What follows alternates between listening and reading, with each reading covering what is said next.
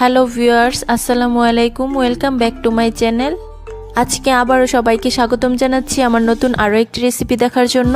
আজকে শেয়ার করব আটার মধ্যে সিদ্ধ আলু দিয়ে মুখে স্বাদ লেগে থাকার মতো একটা নাস্তা তৈরির রেসিপি। মজাদার আজকের এই নাস্তাটি বিকেলের চায়ের আড্ডাতে খুব সহজেই কিন্তু তৈরি করে নেওয়া যাবে। শুধুমাত্র সিদ্ধ আলু আর আটা দিয়েও যে এভাবে এত টেস্টি রেসিপি তৈরি করা যায়, ভিডিওটি শেষ পর্যন্ত না দেখলে কিন্তু বিশ্বাসই হবে না। তাই ভিডিওটি লাস্ট পর্যন্ত দেখতে থাকুন। আশা করছি সবার কাছে অনেক ভালো লাগবে। ভালো লাগলে প্লিজ একটি লাইক দিয়ে চ্যানেলটিকে সাবস্ক্রাইব করে দিবেন আর পাশে থাকা বেল আইকনটি প্রেস করে দিতে পারেন যেন পরবর্তী ভিডিও নোটিফিকেশন সবার আগে পৌঁছে যায়।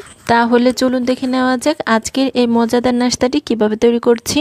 ফার্স্টে এখানে দেখুন আমি একটা বোর্ডের ওপর ছোট সাইজের 3টি আলু নিয়েছি।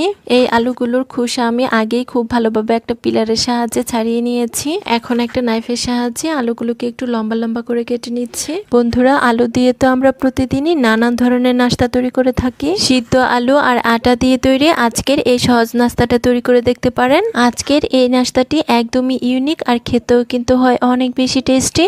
আপনি এই নাস্তাটা একবার বানালে বারবার বানাতে কিন্তু বাধ্য হবেন। বন্ধুরা, যারা আমার এই ভিডিওটি দেখছেন প্লিজ একটি লাইক দিয়ে চ্যানেলটিকে সাবস্ক্রাইব করে দিবেন। আর যারা ফেসবুক পেজ থেকে দেখছেন প্লিজ একটি ফলো দিয়ে দিবেন। অনেকেই আছেন ভিডিও দেখেন কিন্তু লাইক দেন না, প্লিজ একটি লাইক দিয়ে দিবেন। বন্ধুরা, দেখতেই পাচ্ছেন আমাদের কিন্তু সবগুলো আলু কেটে নেওয়া হয়ে গিয়েছে। এখন এই আলুগুলোকে আমি একটা ছোট বাটিতে তুলে নিচ্ছি। দেখতেই পাচ্ছেন আলুগুলো আমাদের ছোট বাটিতে তুলে নেওয়া হয়ে গিয়েছে। এখন আলুগুলো আমরা সিদ্ধ করে নিব। তার জন্য এখানে দেখুন একটা পাত্র নিয়েছি আর এটার মধ্যে আলুগুলো নিয়ে নিচ্ছি। তারপর আলুগুলোর মধ্যে আমি পর্যাপ্ত পরিমাণ পানি অ্যাড করে দিচ্ছি। এখন একটা ঢাকনা দিয়ে ঢেকে আলুগুলোকে চুলায় বসিয়ে দিব সিদ্ধ হওয়ার জন্য। আলুগুলো সিদ্ধ হতে থাক আর এই ফাঁকে আমরা নাস্তাটির জন্য বাকি উপকরণগুলো রেডি করে নিব। তার জন্য এখানে দেখুন একটা মিক্সিং বোল নিয়েছি। এখন এই মিক্সিং বোলটাতে নিয়ে নিচ্ছি 1 কাপ পরিমাণ আটা। আটার পরিবর্তে এখানে কিন্তু আপনারা চাইলে ময়দা কিংবা চালের আটাও নিতে পারেন। চালের গুঁড়া নিলে নাস্তাটি খেতে কিন্তু আরো বেশি মজার হবে। এখন এটার মধ্যে আমি অ্যাড করে দিচ্ছি আমরা যে আলুগুলো সিদ্ধ বসিয়ে রেখেছিলাম সেগুলো সিদ্ধ হয়ে গিয়েছে। এগুলোকে আমি এখন এটার মধ্যে অ্যাড করে দিচ্ছি। এখন আমি হাত দিয়ে আলুগুলোকে খুব ভালোভাবে ম্যাশ করে আটার সাথে মিশিয়ে নিব। আলুগুলোকে কিন্তু আমাদের খুব ভালোভাবে ম্যাশ করতে হবে যেন আলুর মধ্যে বড় কোনো টুকরো না থাকে। এ পর্যায়ে আলুর মধ্যে যদি কোনো বড় টুকরো থাকে তাহলে কিন্তু রেসিপিটি খেতে একদমই ভালো হবে না। তাই আমাদের একটু সময় নিয়ে আলুটা খুব ভালোভাবে ম্যাশ করে আটার সাথে মিশিয়ে নিতে হবে। বন্ধুরা, আমি 4 থেকে 5 মিনিট আলুটাকে খুব ভালোভাবে ম্যাশ করে আটার সাথে মিশিয়ে নিয়েছি। এখন এটার মধ্যে আমরা বাকি উপকরণগুলো অ্যাড করে দিব। ফার্স্টে দিয়ে দিচ্ছি 2 টেবিল চামচ ধনিয়া পাতা কুচি। এখন এর মধ্যে কিছু গুঁড়ো মশলা অ্যাড করব। ফার্স্টে দিয়ে দিচ্ছি 1/4 টিস্পুন হলুদের গুঁড়া। তারপর অ্যাড করে দিচ্ছি ঝালের জন্য 1/4 টিস্পুন মরিচের গুঁড়া। ঝালের পরিমাণটা কিন্তু যার যার স্বাদ অনুযায়ী দেওয়া যাবে, অর্থাৎ যে যেরকম ঝাল খেতে পছন্দ করেন ঠিক তেমনটাই দিয়ে নেবেন। তারপর অ্যাড করে দিচ্ছি 1/4 টিস্পুন ধনিয়া গুঁড়া। দিয়ে দিচ্ছি 1/2 চা চামচ চাট মশলা। সবশেষে আমি এখানে অ্যাড করে দিচ্ছি 1/2 চা চামচ লবণ বা স্বাদ অনুযায়ী। এখন হাত দিয়ে এই সব কিছু উপকরণ আমরা আটা আর আলুর মিশ্রণের সাথে খুব ভালোভাবে মিশিয়ে নিব। আর মিশিয়ে আমরা একটা ডোর মতো তৈরি করে নিব। নাস্তাটি তৈরি করার জন্য এখানে যে আমরা ডোটা তৈরি করব এতে কিন্তু আমরা কোনো রকম পানি ব্যবহার করব না। আলু মেশানোর পর আটার ডোটা কিন্তু অনেকটাই নরম হয়ে যাবে।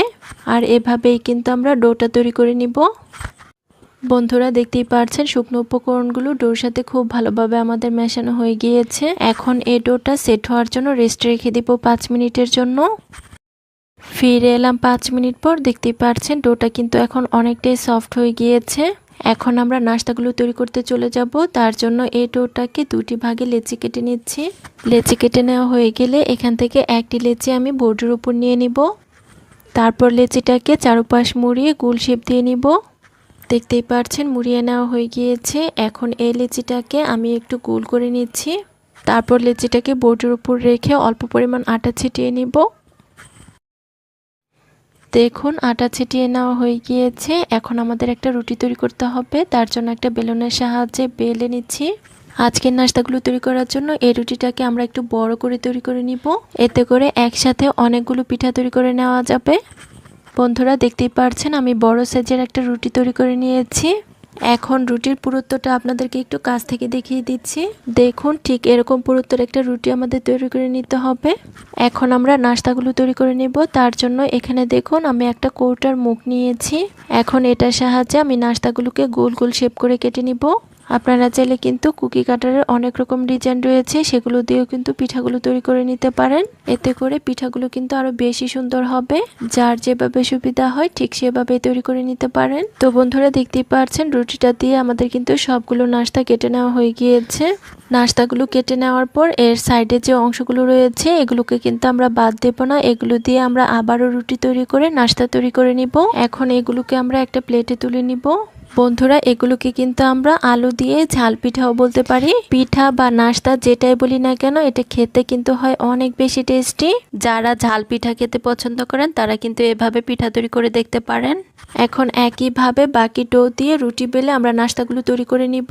এই নাস্তাগুলো বানানো যেমন সহজ, খেতেও কিন্তু হয় অনেক বেশি মজার। বাসায় একদিন না তৈরি করলে কিন্তু বুঝতেই পারবেন না। বন্ধুরা আবারও বলছি, যারা আমার এই ভিডিওটি দেখছেন প্লিজ একটি লাইক দিয়ে চ্যানেলটিকে সাবস্ক্রাইব করে দিবেন। আর যারা ফেসবুক পেজ থেকে দেখছেন প্লিজ একটি ফলো দিয়ে দিবেন।